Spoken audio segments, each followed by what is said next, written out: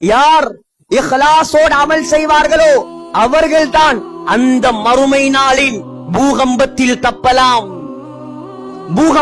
தப்பலாம்.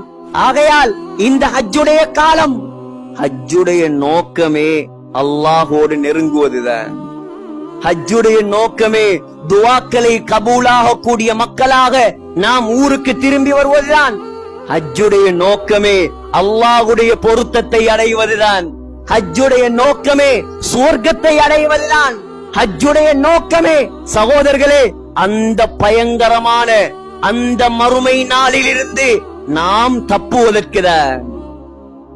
உலகத்தில் நல்ல முறையில் வாழ்ந்து விட்டால், அல்லாஹ்வுக்கு பொருத்தமாக வாழ்ந்து விட்டால் சகோதரர்களே, நம்முடைய அமல்களை கொண்டு அந்த மறுமை நாளில் நாம் சந்தோஷப்படலாம்.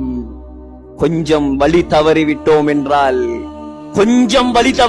என்றால், அல்லாஹ்வுக்கு மாற்றமாக வாழ்ந்து விட்டோம் என்றால் சகோதரர்களே, அந்த நாளில் நமக்கு உதவி செய்வதற்கு யாரும் கிடையாது.